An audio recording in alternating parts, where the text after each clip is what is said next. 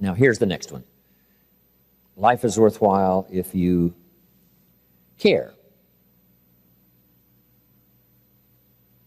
It's worthwhile if you learn, it's worthwhile if you try, it's worthwhile if you stay, and it's worthwhile if you care. And I wrote this little phrase that I gave in these talks to service clubs. Here's what I said. If you care at all, you'll get some results. If you care enough, you could get incredible results. If you care at all, you'll get some. But if you care enough, you can get unbelievable results. So the key, I'm sure, of people who spend this kind of money and this kind of time searching for ideas for the future, you are the people who would do that. Not just to care at all, but to care enough. To care enough to make a difference, to care enough to turn somebody around, to care enough to start a new enterprise, to care enough to change it all, to care enough to be the highest producer, to care enough to set some records, to care enough to win. Okay. So that was my little talk to service clubs when I first got started. Right? That's how I started. Communication wasn't that easy for me when I first started. My first little talk in this little business Mr. Shoaff invited me into, my first little talk, I stood up, my mind sat back down, right? I opened my mouth and nothing came out. My knees were banging together and sweat pouring off my face. It's called terror, in case you haven't tried it, right? But guess what I did? Jot this down now. This is the secret to success. I got up and did it again. Even though I was scared to death, I got up and I did it again. And that second one wasn't too good, but guess what I did? I did it again, and I did it again. And I worked up my courage, and I did it again. I committed to it, and I did it again. And finally, it got to be a little easier. I got a little more acquainted with the art. Incredible. So have something good to say, preparation.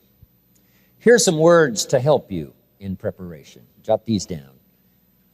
To prepare to have something good to say, keep a keen interest in life and people. Don't let your senses go dull here. Guess what most people are trying to do? Get through the day. Here's what I'm asking this unusual audience to do. Get from the day. Get from the day a clear picture of the drama of human life. Some doing it right, some doing it wrong. Some gathering in, some throwing it away. Some building reputation, some letting it all slide. Get from the day what's happening in politics, right? Read the newspapers, read the magazines, find out what's going on. Get from the periodicals, get from the day, get from what's happening. Get from your job, get from your career, get from the people around you, what's happening in the community. Get all of that. The positive side, the negative side. My parents used to say, attend everything. Some things are so costly, it might be a little out of reach for a while, but Andrea Bocelli came to Beverly Hills. Guess what the tickets cost? $2,500 for a 2-hour performance. That's pretty good pay, $2,500. So some things might be out of reach, but whatever you can go to, get to. Save up the money and go. Save up the money and go.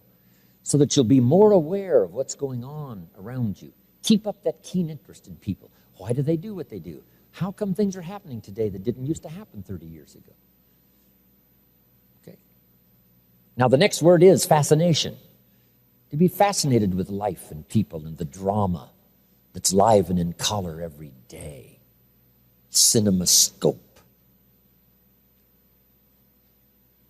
Fascination goes a little bit beyond interest. Interested people want to know, does it work? Fascinated people want to know, how does it work? Kids have this unique ability to learn several languages in a 6-7 year period. And the reason is because they're so fascinated, they're so interested, they're so curious. Kids have to know. And that's how the drama of their learning takes on such speed in such a fairly short period of time, is because of this unusual interest and fascination and curiosity.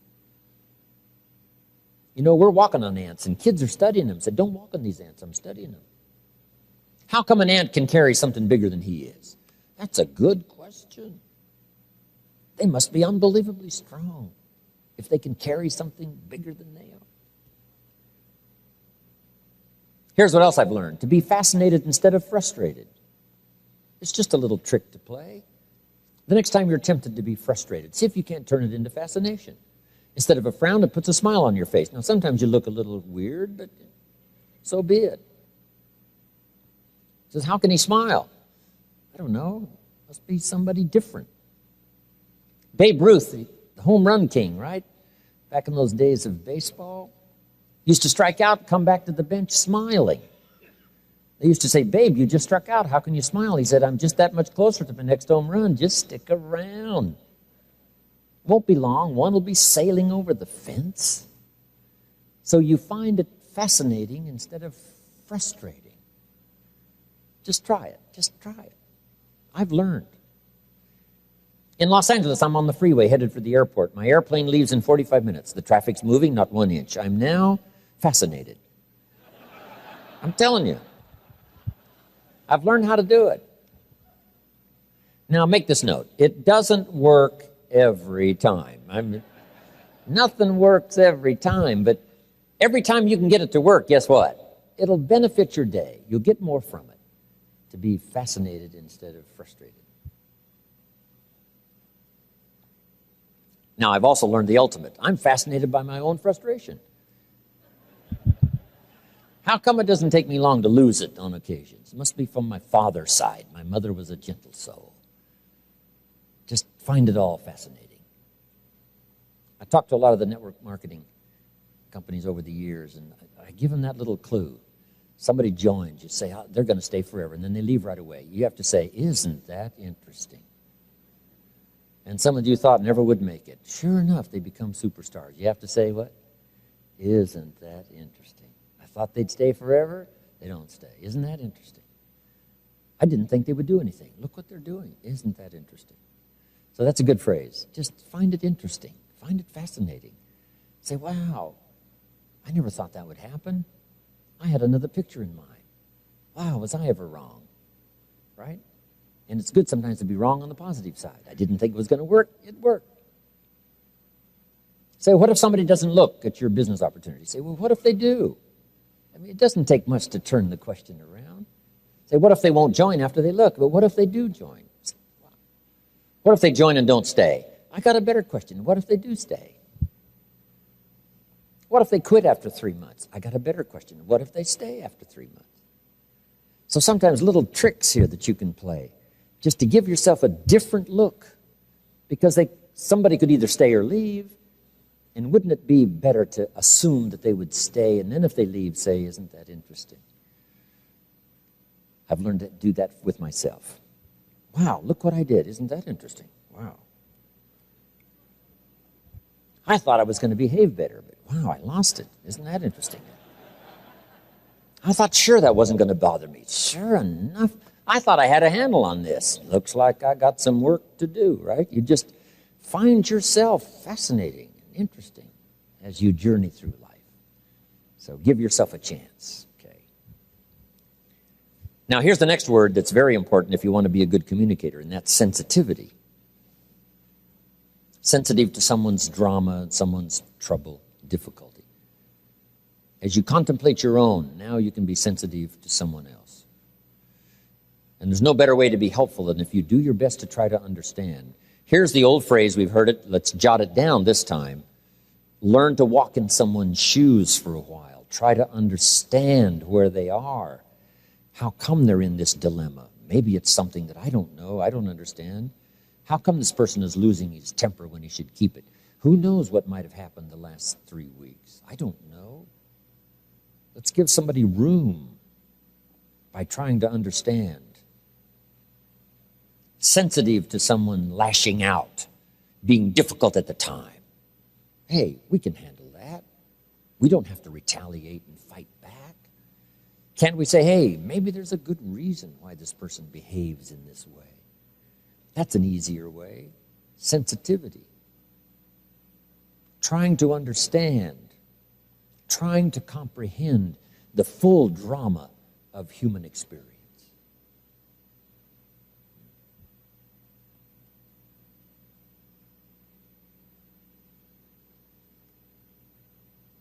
Trying to understand the necessity of war We've been through quite a century, the 20th century, a bloody century.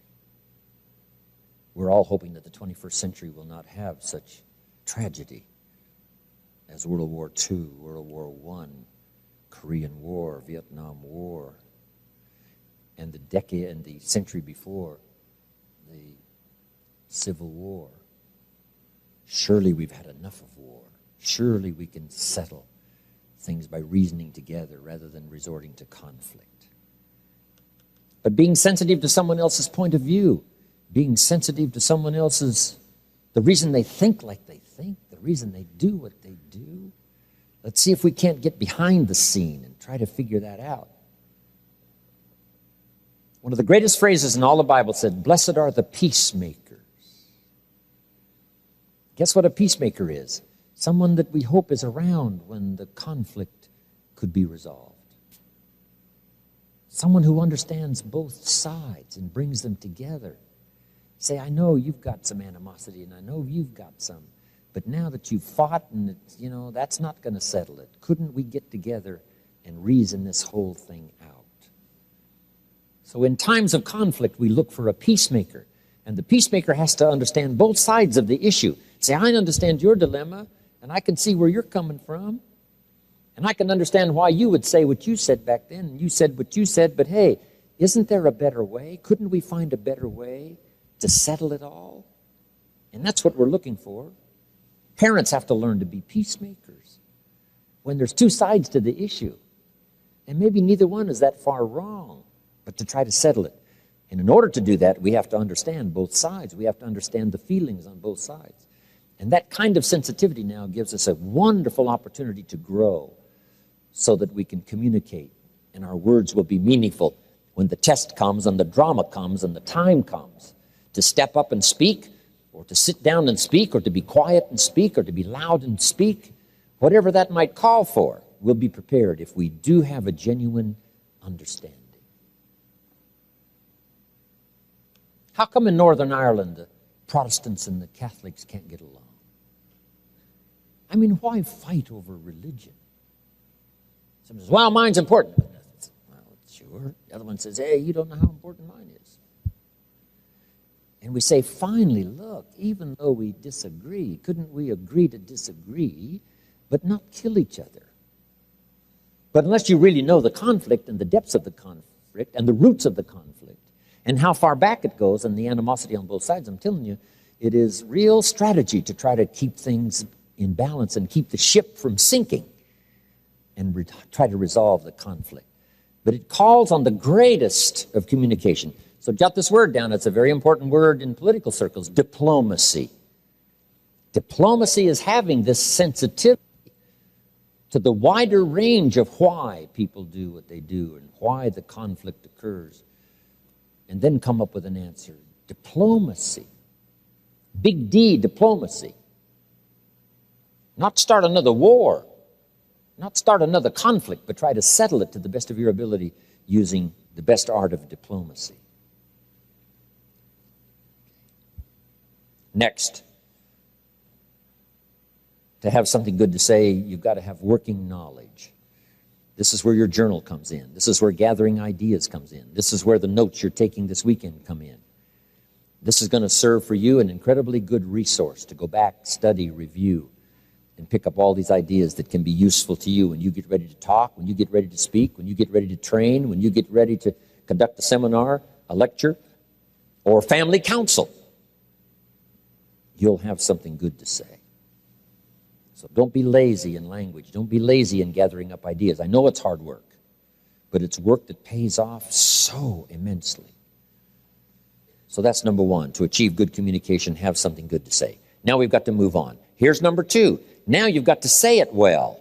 Just because you know something and have plenty to say, now it's very important how you say it.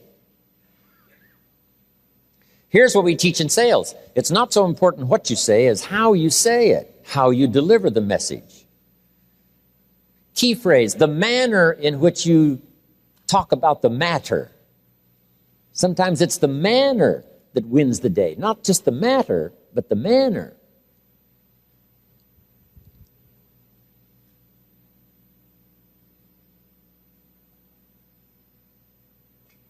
What if I invited you to a steak dinner at my house, and you sat down at the plate, had the napkin in your lap, and you were ready?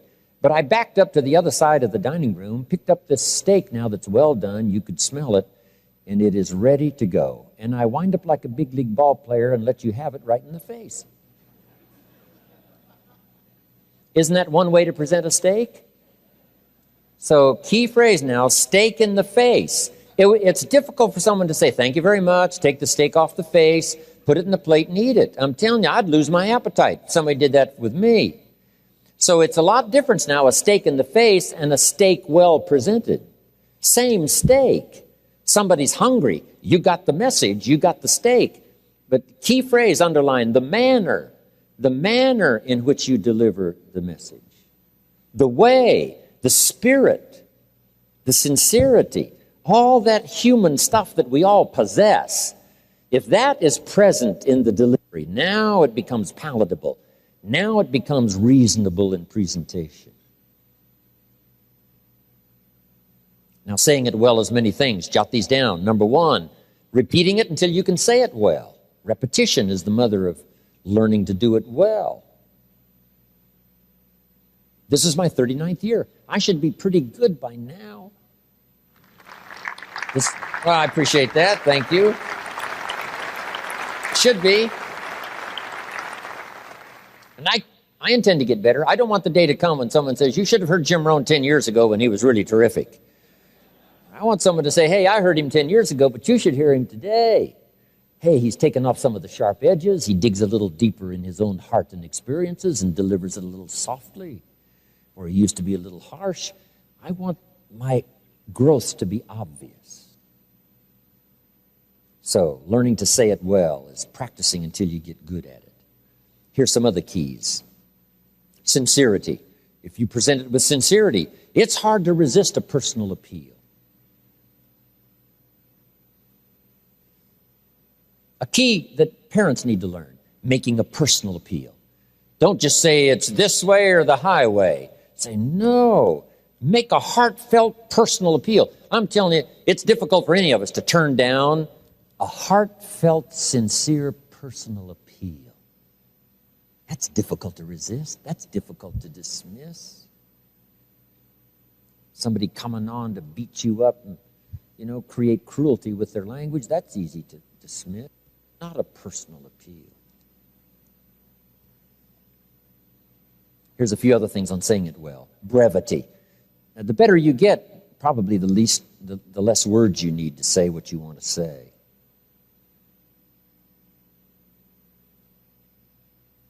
We learn to be brief in presenting an idea. If it takes 2 hours to present one simple little idea, that's too long. You got to learn to use what we call the economy of words. Say it in a sentence. Say it in a couple of sentences. Say it with a couple of illustrations and move on. Brevity. Jesus was powerful, but he was brief. To put his 12 disciples together, he wandered around the countryside. Every once in a while, he'd say, you, follow me. See, that's short. I mean, that's brief. This is no 1 hour sermon harangue. No. A simple invitation, you, follow me. And I guess his magnetism was so unbelievable. His persona was so unique, and probably his reputation that preceded him was so great, he didn't have to say much. So jot this down. If the person you are is so unique, you probably don't have to say very much.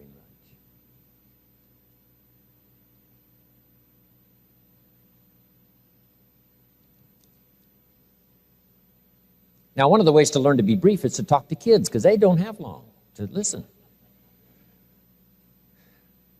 You talk to kids for 30 seconds, and they say, how long is this going to take? I mean, they got games to play. They got places to go. I mean, they can't hang around for an hour and listen to some long discourse. So, brevity. Now, here's a couple of other things. Style. Try to develop your style. But here's one of the ways now to develop your style. Be a student of style. Some people that learn to speak up a little stronger. You say, hey, I need to learn to do that. Speak up a little stronger because I see how effective it is.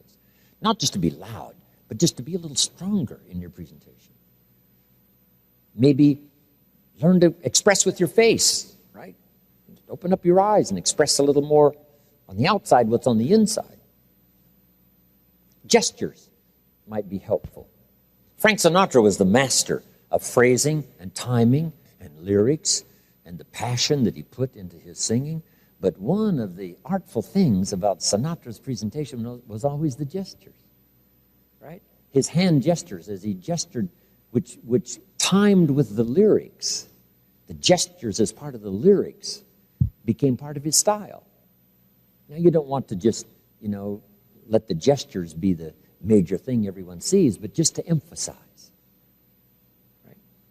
If you've let your temper fly, wouldn't hurt to bang on the table. It's called exclamation point. Bam! When the time calls for it. Okay? Gestures, a little more of you into it. Now here's the next one. And Zig Ziglar talked a little bit about this, and that's vocabulary.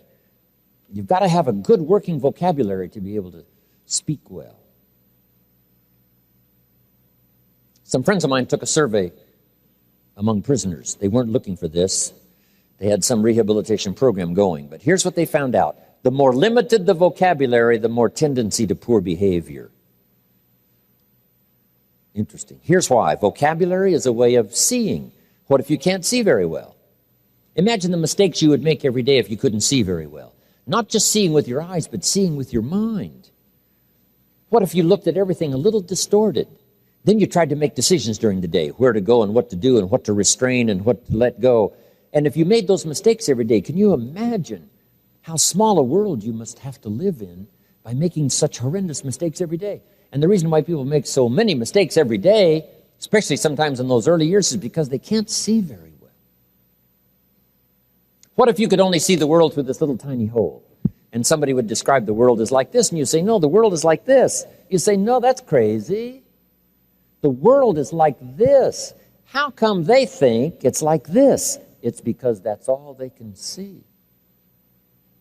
They can't see expanded opportunity. They can't see the promise of the future.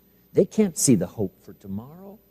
Their world is so small. Part of it is lack of exposure. Part of it is lack of association. But part of it is a limited vocabulary. Limited tools with which to see. Here's the next one. Limited tools with which to express. And if you can't express very well what's going on in your head, let alone your heart, you can imagine the mistakes you make. You can imagine the narrow, small world you live in. Finally, you only need a place 8 by 10 to live because your world is so small from lack of sight. So keep working on your vocabulary. Next, in saying it well, don't fail to say it because you need the practice.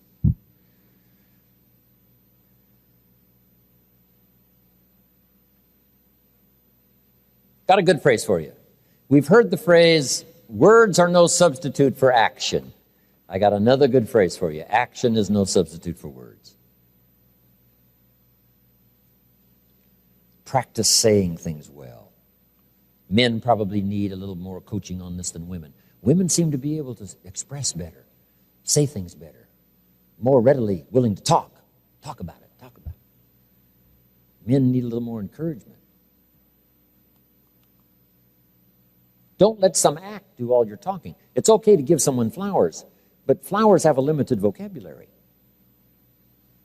About the best flowers can say is, you remembered. That's about it. Flowers don't say, nobody in this world affects me like you do. See, that you have to put in the little card along with the flowers. So did you make the note? Don't let flowers do all the talking. You've got to add the little card. Express something yourself. Long after the flowers are gone, the card will stay with what you've said. When I was married to Judy, she gave me this fabulous watch for my birthday. And the watch was fine, but the words on the back that said, my love for all time, your Judy. See that? Those words were more valuable than the watch. I've still got the watch. And what's valuable to me is not that I've kept the watch. What's valuable to me is that I've kept the words. Wow.